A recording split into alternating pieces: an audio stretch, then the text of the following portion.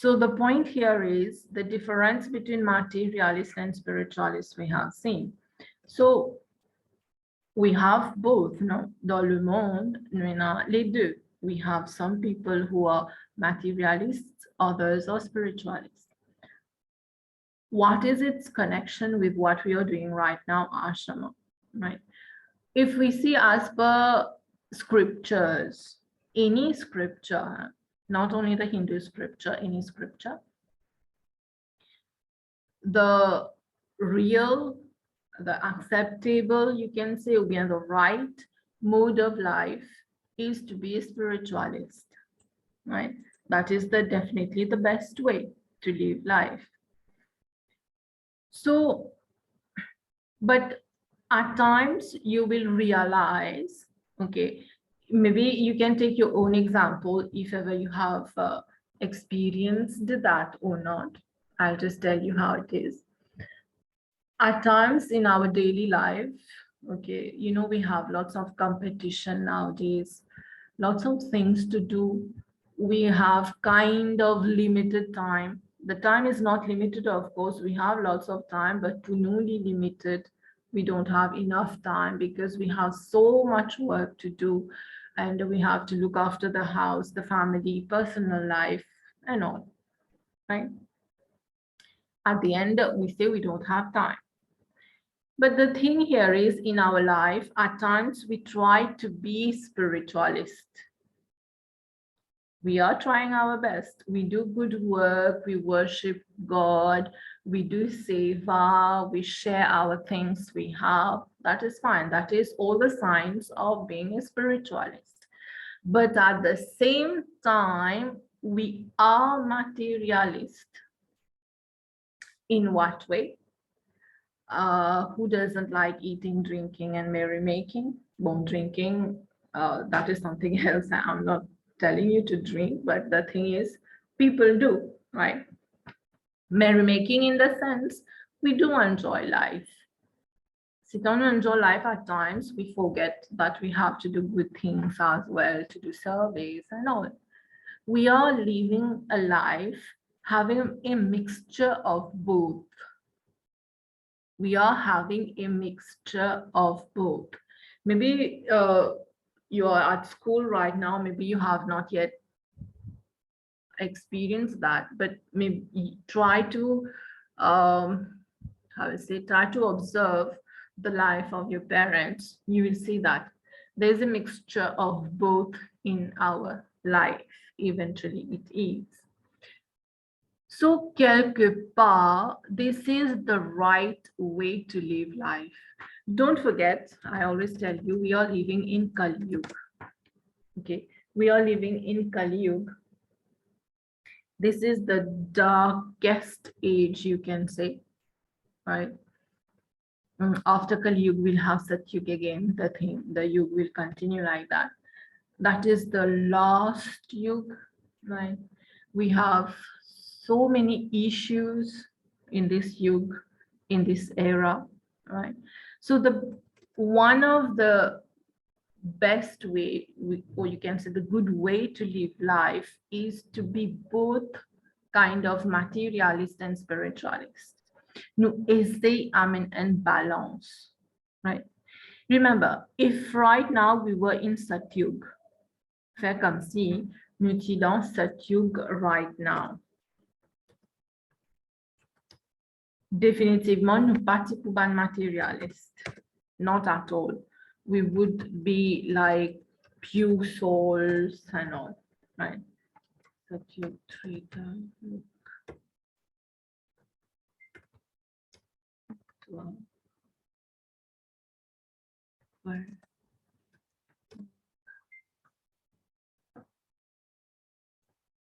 And Kali Yuga, right? So these are the 4 Yuga. If we were in Satyug right now, purely spiritualist, no material, no imperfection, no need. But with time, Treta, Dwapar, we got some imperfection. We became at a certain point materialist, and coming to Kali Yuga, we debalance. We don't have that balance, right? We are more at time materialist than to be spiritualist. Right. But my point here is in Kali Yuga, we have a mixture of both paths. Both paths, on peut dire material and spiritual path. Right. Quelque part pour nous, right, this is good. The good way to live. Like, I'm not saying the best way. The best way is always to leave everything material. But the good way here is that mixture, right? And this is what in Buddhism, Buddha called that the middle path. The middle path. Au milieu. It's not that. The middle path is we don't follow any extreme of life. Ne pas follow aucun extreme of life, but we bring that synthesis, that mixture, right? We follow the middle path. For example, we don't come see have a life of too much pleasure, ou bien a life of too much sorrow. But in the middle, at times we have certain pleasure, at times some sorrow will be there, right? So the middle path, it is in Buddha has taught us that also. But in the Hindu scripture also we have this. If you are going to read the Isha Upanishad, the first verse of the Isha Upanishad, it is there in your book. I'll show you. Je peux not verse là complet, but je tenais one line of it. This is from the first verse of the Isha Upanishad. It says, Tena tyaktena bhunjita. That is, we need to enjoy with a feeling of renunciation. Make sure you remember this well. Okay, Salanina, to enjoy with a sense of renunciation, or a feeling of renunciation, and you say it is from the Isha Upanishad. So, vous trouvez c'est quelque chose you can quote many places in any kind of question where it fits, where you are talking about material, spiritual life. You will see you can quote it there. So even the scriptures, the Upanishad has taught us to enjoy life, yes, but with a certain feeling of renunciation. So Hinduism is not, ou bien Sanatan Dharma or Hinduism is not a religion qui peut dire, oh, you have to be very strict and to live a spiritual life only. No, it's not that. We have the chance, we have the opportunity at the right time to enjoy our life, right? So with this, the sages has taught us that our life should be divided into four, right? Our life should be divided into 4 stages. This is what you call the 4 stages of life. The Brahmacharya ashram, which is the student life, the Grihastha ashram, householder when we get married, Vanprasth when we retire, Sannyas, complete renunciation, right? Je vous raconte about mula aussi, not only the English translation, Brahmacharya, Grihasthashram, Vanprasthashram, and Sannyasashram. Right. So the sages have given us, ou bien on would say God himself, parce que through the sages, through the sages, God has given us these messages, right? So God has said through the sages that we can enjoy our life at a particular time, right? Now, if we see the meaning of the word ashram, right? In here, we are doing the 4 ashramas. The meaning of the word ashram. Literalement, in Hindi, maybe you will know ashram means an home, no? And shelter and home. Nous parlons de manger ashram, right? The ashram, this is definitely not what we are talking about. Ashram means a resting place. Vous êtes capable de une question. What is the meaning of ashram? And point. 1 mark. You can get that, right? So what you need to write, just a resting place, ou bien se dire, it is a stage of life, right? So one meaning of it is stage of life. C'est une étape de la vie, ashram. It is also described to be defined as a resting place. You know, a resting place, and plus could nous take rest, we relax ourselves. Why do we relax? Why do we take rest? So that we can continue our journey. Let's say you are traveling. You have to travel 2 days, one full day or 2 days by car. You'll have to stop somewhere to relax, no? And then you continue the journey. In life also, for further journey, to continue the journey, we have those stages of life. And those stages, we call them, as per the Hindu scripture, we call them the ashram. Right? So remember the 4 ashramas. Now, in the scriptures, it's mentioned here, specifically in the Isha Upanishad, in the 2nd verse of Isha Upanishad, it has been said that a man must aspire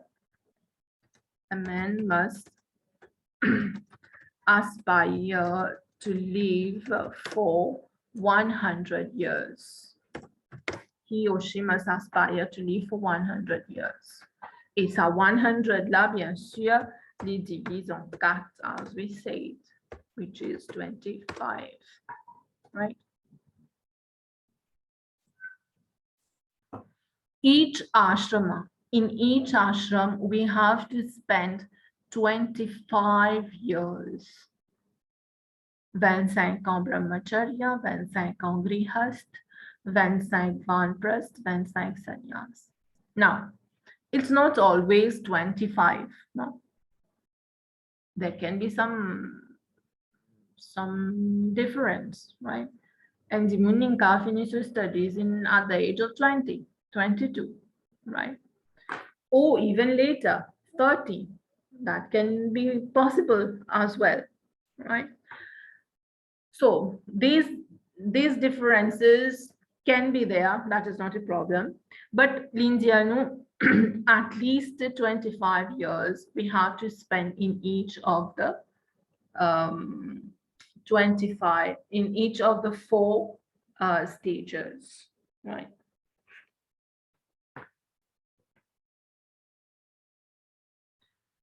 Donc,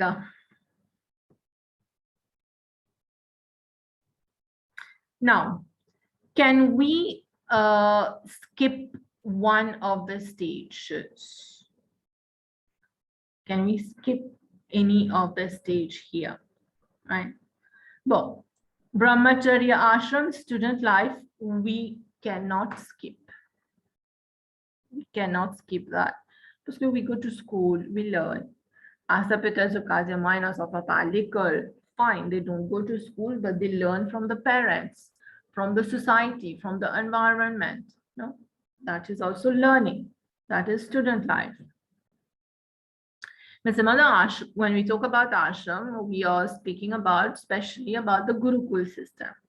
But learning, we learn from anyone. We actually learn from everyone in our life. First, from our parents.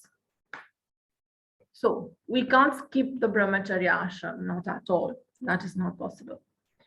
Grihast, Vanprasth, and Sannyas, can we skip them? Not the Sannyas ashram. We cannot skip the Sannyas ashram. But yes, we can skip the Grihast ashram. Eventually, the Vanprasth aussi. Si un démon n'est pas rentre dans Grihast ashram, automatiquement, il peut skip the Vanprasth ashram. Comment? Grihast ashram, say we get married, we have children, we develop attachment to people. Of course, nous comptons mandimuna, tout ça, yes, but basically, c'est attachement, right? And grihasthashram, Endimun quand il est dans grihasthashram, n'est pas pour capable aller directement in the sannyas ashram, complete renunciation. That is not possible. Why it is not possible? Because we have to learn to detach. We have to learn to detach. It's not an easy thing to detach from people we have been living for so many years together. The person learns detachment in the third one, life of retirement. He practices detachment here. Et quand il arrive quatrième stage, he's totally detached. That's why I'm telling you, ce qui pas rentre dans grihasthashram, automatiquement, il pas vient dans vanprasthashram, il y a directement in sannyas. So grihasthashram can be skipped. The scripture say that it can be skipped. You can't force anyone to get married. No one can force anyone to get married. If we want to skip marriage, we can skip marriage, right? But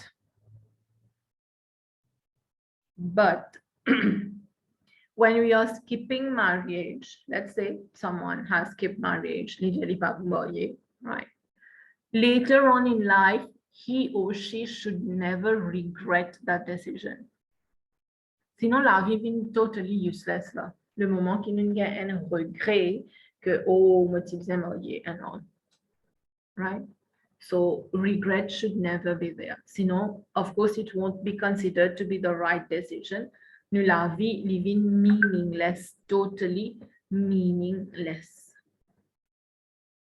Right? Now, who are those people who actually, they have that capacity, the capability of skipping marriage? They are, of course, great ones, like Shankaracharya, he did not get married. Swami Dayanand, Swami Vivekanand, right? They did not get married. They, from brahmacharyas and rentrent direct dans sannyas ashram, right? But we have people like Gautam Buddha. Gautam Buddha, he's a very different example, right? Gautam Buddha, he was married, but then he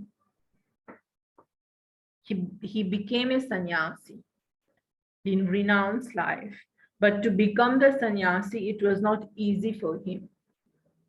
Okay, he had to go through that learning process of learning how to detach from his wife, from his son, and from everyone, right? So even from the grihasthashram, we can go to the sannyas ashram, but provided, you know, the but is there, provided we can do it. We have that capacity, capability, we have that proper knowledge, a proper guide to do that. For a modern man, Kumanu, it is advisable to get married, to go through the grihast ashram. Nukapavina Dimun Kali Yuga today, they will say that they don't want to get married, and that is fine for them. Yes, we have certain people like this. Mais si vous get majorité entre nous dans le monde, marriage is a must. Because in marriage, in that grihast ashram, I'm saying, we pass this marriage, we are not talking about only the couple. When we say marriage, it is the family, responsibility, everything, right? So the marriage, the grihast ashram teaches us values like forgiveness. At times, ou partner in fait quelque chose, ou bien forgive dimona, sinon la vie becomes hell. Forgiveness, how to shoulder responsibility, we learn that. How to develop patience, nous développe patience, patience in us. So this stage of life leads nous to develop virtues, to become a better person, right? Ça, bon, ça y a des affaires qui aim of marriage et non c'est for them to get children, tout ça. Ça, c'est something else. Okay. Qui nous dit causer là, I guess, when we were doing sanskar. But for this, marriage here is important, yes, for us, for modern man, because we lack certain values. And the Grihastha ashram is one stage where we learn, we develop, we acquire those virtues and values, right?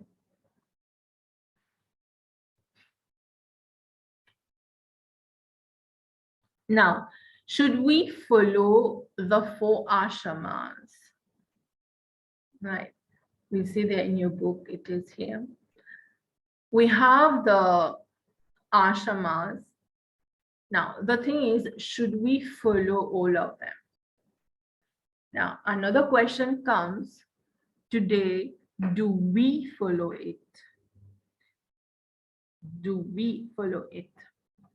Majority, no, we don't. De nos jours, encore, il y a un couple qui, at the age of 60, 70 plus, they are still living in the Grihast ashram. Il finit avec 60 ans, 70 ans, c'est toujours dans Grihast ashram. Right? Par contre, ça l'âge là, si tu posais Vanprastha ashram. But still we have people today. Si nous guettons the Hindu society, nous que seulement nous pays là, we're not talking about India, let's talk about our Mauritius, the Hindu society. If you analyze things, you will see most of us, nous restons tout le temps dans Grihastha ashram, jusqu'à nous mourir. Right? That detachment, peut-être detachment livini, quand un partenaire là dans les expire, les mots, là l'autre là pour réaliser, oh, I should detach and this and that. Sinon, tout le temps, nous peut rester toujours dans Grihastha ashram. But the proper way should be from Grihastha ashram, one enters the Vanprastha, then the Sannyas ashram. That is the proper way. And that is the way to moksha. Remember that well. Gonna follow ashram, it is the way to moksha. Parce que you are living in Grihastha ashram, right?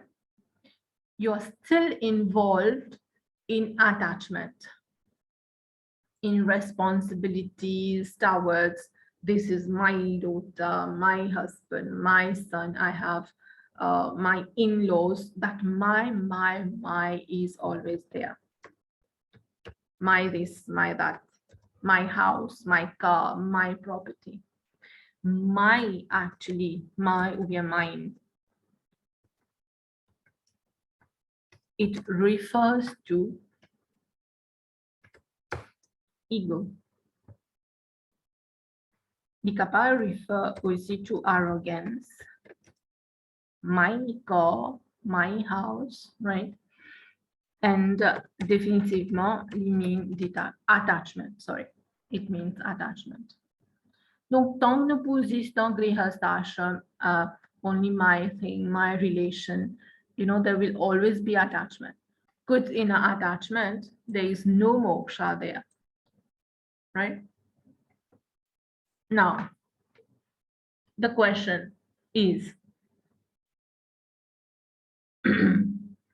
nous dire que Grihastha ashram, Vanprastha ashram, we learn how to detach and all, and then the Sannyas ashram, there is complete renunciation. Fine. But should we wait for the 3rd and the 4th ashram to detach? That is the greatest question. Should we wait? Attendre 60 ans pour moi prendre detachment? No, it should not. Pas oublier Isha Upanishad. tena tyak tena bhunjita. Enjoy life with a sense of renunciation. At any moment of life, okay, in whichever ashram we are, that detachment should be there. You know, when you get, for example, when you get married, nous avons pénal attachment. It's a bit difficult. Yeah. Nous sommes contents de nous contents de nos familles, nous contents de that. But actually, that love is not exactly love. This is attachment we are developing. Parce que si demain dit mon n'a pas là, why should I cry? If I cry, it is attachment. Souvent, des fois, c'est ça, nous pensons nous contents de mon là, but it's not that. We are attached to the person. Right? So the point here is what Upanishad, what Vedas say is that the detachment, the renunciation, nous disait déjà fini commence practically since our childhood. But in our Asian society, it is not like this.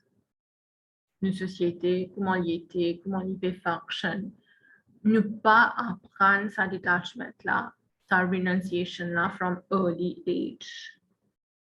Right?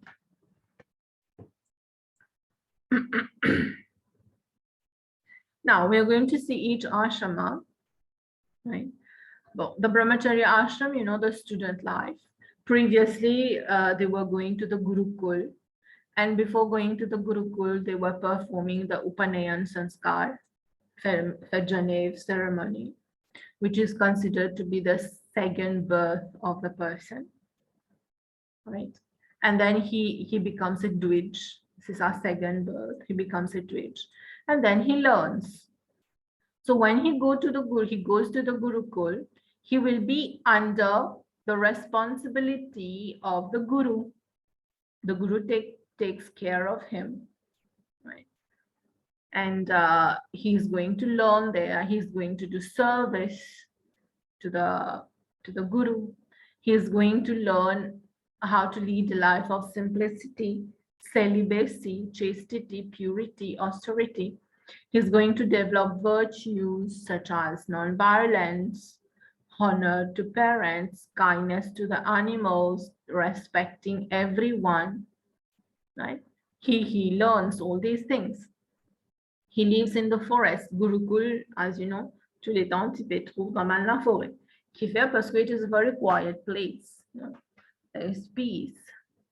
So they live away from the noise of the city. And in the Gurukul, we had people, children or people from all, every status. Can be Kshatriya, and Brahman. It can be he can be rich or poor, right? For example, Krishna, when he was in Gurukul, he had a friend whose name was Sudama. And Sudama was a poor person, a poor friend, right? So there's no discrimination at all. The brahmachari there in the Gurukul, he will wake up early in the morning doing prayers, meditation, he studies. He is not supposed to adorn his body, jewelry to ça. A brahmachari should not do that. He should avoid overeating, parce que overeating fait nous fatiguer, paresse, qu'un sommeil. He should abstain from gambling. Il pas besoin gamble. He should not enjoy music and dance. But if you see today how a student is, pas du tout this. I'm not judging you, huh? Of course, you can be practicing some of these virtues, but la majorité des enfants qui ont été ou peut dire où est-ce qu'ils ont enfants même ça? Usually we ask these questions, enfants même ça, right? So the Jutre, they use foul languages, they don't respect the teachers, they don't respect the parents. Nowadays, TV, mobile has become more important. Pleasure, comfort. Et nos enfants, pas pour faire des vols, ils se promener. Whereas the aim of student life should be studies only. But today's student, they are not, pas du tout, bien sûr, they are not focusing on that aim of life, which is studies. They are not focusing on that. Je peux plutôt à côté matériel, right? But how do you explain that, you know, at the very age when they are still teenager, they have a sexual relation. Ça devient un petit peu not acceptable, you know, when someone is teenage. Bien sûr, sur la vie, ça, sur l'école, ça, whatever thing. But the point is, no one is against the person enjoying pleasures. No one is against that. But the point is, at this age, the energy that we have is supposed to be channeled only to studies.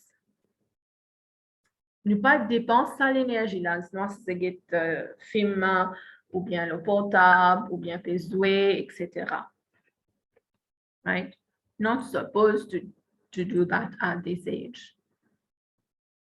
That's why nous avons toujours des enfants qui when they are teenage, they become parents, right? So that is very unfortunate. We are having children like that. Who is to be blamed? Bon. Who is to be blamed? Moi, personally, my point of view, c'est parents, premièrement. OK? Parce que les enfants, tout ce qu'ils apprennent, les premières choses qu'ils apprennent, c'est from the home. Charity begins at home. Maybe you may not agree with me. Huh? You may have your own point of view, but parents, they have a great role in that. And of course, we have the educational system. Previously in the Gurukul, we were learning about spirituality, sorry, and the academic studies as well. But today at school, it's purely academic.